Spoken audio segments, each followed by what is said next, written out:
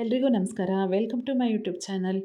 ಇವಾಗ ಮದುವೆ ಸೀಸನ್ ಶುರು ಆಗಿದೆ. ಮದುವೆ ಅನ್ನೋದು ಸ್ವರ್ಗದಲ್ಲೇ ನಿಶ್ಚಯ ಇರುತ್ತೆ ಅನ್ನೋದು ಒಂದು ನಂಬಿಕೆ. ಪೋಷಕರು ಮಕ್ಕಳನ್ನು ಸಾಕಿ, ಸಲಹೆ, ಉತ್ತಮ ವಿದ್ಯಾಭ್ಯಾಸಗಳನ್ನು ಕೊಟ್ಟು, ಉತ್ತಮ ನಡವಳಿಕೆಯನ್ನು ತಿಳಿಸಿ, ಸಮಾಜದಲ್ಲಿ ಉತ್ತಮ ಪ್ರಜೆಗಳನ್ನಾಗಿ ಮಾಡೋದು ಕೂಡ ಕರ್ತವ್ಯ. ಹಾಗೆಯೇ ವಯಸ್ಸಿಗೆ ಬಂದ ಮಕ್ಕಳಿಗೆ ಮದುವೆ ಮಾಡಿ ಸಂಸಾರದ ಜವಾಬ್ದಾರಿಯನ್ನು ಕೊಡೋದು ಕೂಡ ಪೋಷಕರ ಕರ್ತವ್ಯ. ಮದುವೆ ಅನ್ನೋ ವಿಷಯಕ್ಕೆ ಬಂದಾಗ ಗಂಡು ಹೆಣ್ಣುಗಳ ಹೊಂದಾಣಿಕೆ ಅತಿ ಮುಖ್ಯ. ಸಹಬಾಳ್ವೆಗೆ ಹಾಗೂ ವಂಶಾಭಿವೃದ್ಧಿಗೆ ಮದುವೆ ಅನ್ನೋ ಅನುಬಂಧ ನಮ್ಮ ಸಂಸ್ಕೃತಿಯಲ್ಲಿ ಮೊದಲಿಂದಲೂ ಬಂದಿರುವಂಥದ್ದು. ಅದನ್ನು ಮುಂದುವರಿಸ್ಕೊಂಡು ಹೋಗೋದು ಕೂಡ ಎಲ್ಲರ ಕರ್ತವ್ಯ ಕೂಡ. ಇತ್ತೀಚಿನ ದಿನಗಳಲ್ಲಿ ಅನೇಕ ಗಂಡು ಹೆಣ್ಣುಗಳು ಹಿರಿಯರ ಅನುಮತಿ ಇಲ್ಲದೆ ಆತುರಾತುರವಾಗಿ ಮದುವೆ ಮಾಡ್ಕೋತಾರೆ. ಸ್ವಲ್ಪ ಸಮಯದಲ್ಲೇ ಹೊಂದಾಣಿಕೆ ಕೊರತೆಯಿಂದ ಸಂಸಾರದಲ್ಲಿ ಬಿರುಕು ಕೂಡ ಮೂಡುತ್ತೆ. ಮೊದಲೆಲ್ಲ ಗಂಡು ಹೆಣ್ಣುಗಳ ಹೊಂದಾಣಿಕೆಯನ್ನು ಹಿರಿಯರು ಮಾಡ್ತಾಯಿದ್ರು. ಗಂಡು ಹೆಣ್ಣಿನ ಹುಡುಕಾಟದಿಂದ ಶುರುವಾಗಿ ಮದುವೆ ಮಾತುಕತೆ, ನಿಶ್ಚಿತಾರ್ಥ, ಮದುವೆ ಸಂಭ್ರಮ ಎಲ್ಲ ಹಿರಿಯರ ಸಮ್ಮುಖದಲ್ಲಿ ನಡೆಯೋದು ನಮ್ಮ ವಾಡಿಕೆ ಇತ್ತು.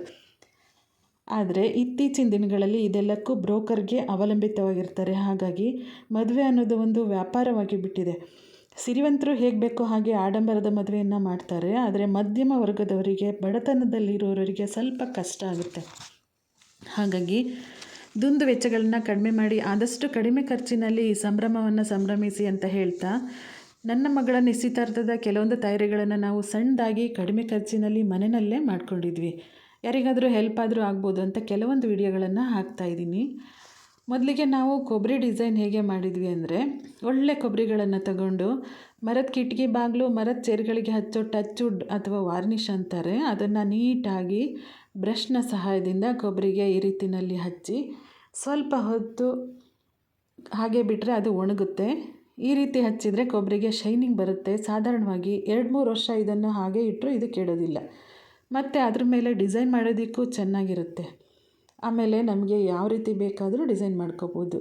ಗಮ್ನ ಸಹಾಯದಿಂದ ಲೇಸ್ಗಳನ್ನ ಹಚ್ಕೋಬೋದು ಮತ್ತು ಟಿಕ್ಲಿಗಳನ್ನು ಹಚ್ಕೋಬೋದು. ಗುಂಡ್ ಪಿನ್ಗಳನ್ನ ಉಪಯೋಗಿಸಿ ಬೀಡ್ಸ್ಗಳನ್ನ ಹಾಕ್ಕೋಬೋದು. ನಾವು ಈ ರೀತಿಯಾಗಿ ಮಾಡ್ಕೊಂಡಿದ್ವಿ.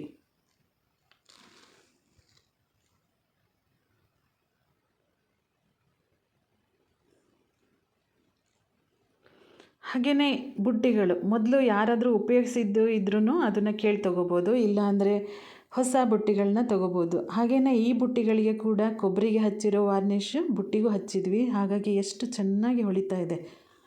ನಂತರದಲ್ಲಿ ಮನೆಯಲ್ಲೇ ಇದ್ದ ಕೆಲವೊಂದು ವಸ್ತುಗಳನ್ನ ಉಪಯೋಗಿಸಿ ನನ್ನ ಮಗಳು ಈ ಬುಟ್ಟಿಗಳಿಗೆ ಡೆಕೋರೇಷನ್ ಮಾಡ್ತಾ ಇದ್ದಾಳೆ. ಈ ಬುಟ್ಟಿಗಳನ್ನ ಕೆಲವರು 5 ಬುಟ್ಟಿ ಮಾಡ್ಕೋತಾರೆ, ಇನ್ನು ಕೆಲವರು 9 ಬುಟ್ಟಿ ಮಾಡ್ಕೋತಾರೆ, ಇನ್ನೂ 11 ಬುಟ್ಟಿಗಳನ್ನ ಮಾಡ್ಕೋತಾರೆ. ಹಾಗೆ ಎಷ್ಟು ಬೇಕಾದ್ರೂ ಮಾಡ್ಕೋಬೋದು.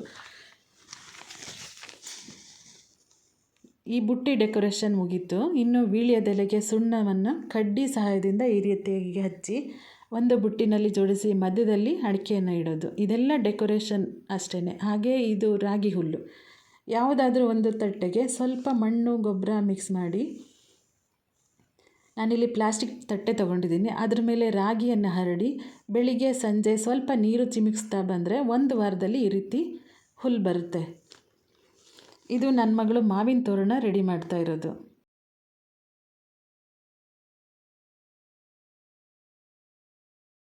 ಇದು ಬೀಗರಿಗೆ ಫಲತಾಂಬೂಲ ಕೊಡೋದಕ್ಕೆ ಒಂದು ದೊಡ್ಡ ತಟ್ಟೆನಲ್ಲಿ ಹೂವು, ಹಣ್ಣು, ತೆಂಗಿನಕಾಯಿ, ವೀಳ್ಯದೆಲೆ, ಅಡಿಕೆ, ಅಕ್ಕಿ ಮತ್ತು ಅರಿಶಿನ ಕುಂಕುಮನ ರೆಡಿ ಮಾಡ್ಕೊಂಡಿದ್ವಿ. ಇದು ಬಂದ ಅತಿಥಿಗಳಿಗೆ ಫಲತಾಂಬೂಲ ಕೊಡೋದಕ್ಕೆ ತೆಂಗಿನಕಾಯಿಗಳನ್ನ ನೀಟಾಗಿ ರೆಡಿ ಮಾಡಿಕೊಂಡು ಒಂದು ಕವರ್ಗೆ ಬ್ಲೌಸ್ ಪೀಸ್ ಇಟ್ಟು ಅದರ ಜೊತೆಗೆ ಅರಿಶಿನ, ಕುಂಕುಮ ಮತ್ತು ಡ್ರೈ ಫ್ರೂಟ್ಸ್ದು ಚಿಕ್ಕ ಚಿಕ್ಕ ಪ್ಯಾಕೆಟ್ ಮಾಡಿದ್ವಿ. ಅದನ್ನು ಹಾಕಿ ಅದನ್ನು ಇನ್ನೊಂದು ಬ್ಯಾಗ್ನೊಳಗೆ ಇಟ್ಟು ಅದರ ಜೊತೆಯಲ್ಲಿ ವೀಳ್ಯದೆಲೆ, ಅಡಿಕೆ, ತೆಂಗಿನಕಾಯಿ ಜೊತೆಗೆ ಚಿಕ್ಕದೊಂದು ಗಿಫ್ಟ್ ಪ್ಯಾಕೆಟ್ ಹಾಕಿ ಈ ರೀತಿಯಲ್ಲಿ ಬ್ಯಾಗ್ಗಳನ್ನ ರೆಡಿ ಮಾಡ್ಕೊಂಡಿದ್ವಿ. ಬಂದ ಅತಿಥಿಗಳಿಗೆ ಹಂಚೋದಕ್ಕೆ ಚಾಕ್ಲೇಟ್ಗಳನ್ನು ಜೋಡಿಸ್ತಾ ಇರೋದು ನನ್ನ ಮಗಳು. ನಾವು ಹಗಲೆಲ್ಲ ಬೇರೆ ಕೆಲಸಗಳನ್ನು ಮಾಡಿಕೊಂಡು ರಾತ್ರಿ ಸಮಯದಲ್ಲಿ ತಯಾರಿಗಳನ್ನ ಮಾಡ್ಕೊಂಡಿದ್ದರಿಂದ ಕೆಲವೊಂದು ವಿಡಿಯೋಗಳನ್ನು ಮಾಡಲಿಕ್ಕೆ ಆಗಿರಲಿಲ್ಲ. ಇದು 5 ತೆಂಗಿನಕಾಯಿಗಳನ್ನು ಗಮ್ ಮತ್ತು ಲೇಸ್ ಹಚ್ಚಿ ಈ ರೀತಿ ಡೆಕೋರೇಷನ್ ಮಾಡಿ ಒಂದು ಬುಟ್ಟಿಯಲ್ಲಿ ರೆಡಿ ಮಾಡಿದ್ವಿ. ಹಾಗೆ ಇದು 5 ಕೊಬ್ಬರಿ ಒಂದು ಬುಟ್ಟಿನಲ್ಲಿ ವಿಡಿಯೋ ತೋರಿಸಿದ್ನಲ್ಲ, ಒಂದು ಬುಟ್ಟಿನಲ್ಲಿ ಕೆಳಗಡೆ ಪೇಪರ್ನ ಹಾಕಿ ಅದ್ರ ಮೇಲೆ ಹುರಿಗಡಲೆ ಹಾಕಿ ಅದರ ಮೇಲೆ ಬೆಲ್ಲದ ಅಚ್ಚುಗಳನ್ನ ಇಟ್ಟು ಅದ್ರ ಮೇಲೆ ಚೆರ್ರಿಯನ್ನು ಡೆಕೋರೇಷನ್ ಮಾಡಿದ್ವಿ. ಒಂದು ಬುಟ್ಟಿನಲ್ಲಿ 5 ಥರದ ಹಣ್ಣುಗಳನ್ನು ಜೋಡಿಸಿದ್ವಿ. ಒಂದು ಬುಟ್ಟಿನಲ್ಲಿ ಎಲೆ ಅಡಿಕೆ, ಹಾಗೆ ಒಂದು ಬುಟ್ಟಿನಲ್ಲಿ ಚಾಕ್ಲೇಟ್ಗಳು, ಒಂದು ಬುಟ್ಟಿನಲ್ಲಿ ಡ್ರೈ ಫ್ರೂಟ್ಸ್ ಹಾಕಿದ್ವಿ. ಒಂದು ಬುಟ್ಟಿನಲ್ಲಿ ಹೂಗಳನ್ನು ಈ ರೀತಿ ಜೋಡಿಸಿದ್ವಿ. ಇದು ಪೂಜೆಗೆ ಹಣ್ಣುಕಾಯಿ ರೆಡಿ ಮಾಡ್ಕೊಂಡಿದ್ದು. ಇದು ಹುಡುಗಿಗೆ ಮಡ್ಲು ತುಂಬುವುದಕ್ಕೆ ಒಂದು ತಟ್ಟೆನಲ್ಲಿ ಅಕ್ಕಿ, ಕಾಯಿ, ಎಲೆ ಅಡಿಕೆ, ಗಾಜಿನ ಬಳೆಗಳು, ಅರಿಶಿಣ, ಕುಂಕುಮ, ಹೂವು, ಹಿಂಗಾರ, ಒಂದು ಕೊಬ್ಬರಿಯನ್ನು ಕಟ್ ಮಾಡಿ ಅದರೊಳಗೆ ಡ್ರೈ ಫ್ರೂಟ್ಸ್ ಹಾಕಿ ಇಡಬೇಕು.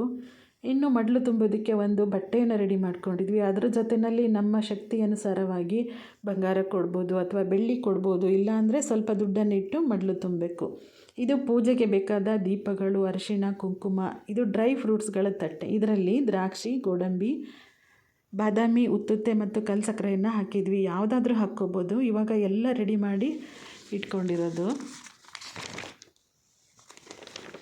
ನನ್ನ ಗಂಡನ ಚಿಕ್ಕಪ್ಪನ ಮಗಳು ಕೆಲವೊಂದು ಸ್ವೀಟ್ಸ್ಗಳನ್ನ ಬೀಗರಿಗೆ ಕೊಡೋದಕ್ಕೆ ಮಾಡ್ಕೊಂಡು ಬಂದಿದ್ದರು. ಅದನ್ನು ಬಾಕ್ಸ್ನಲ್ಲಿ ಇಟ್ಟಿದ್ವಿ.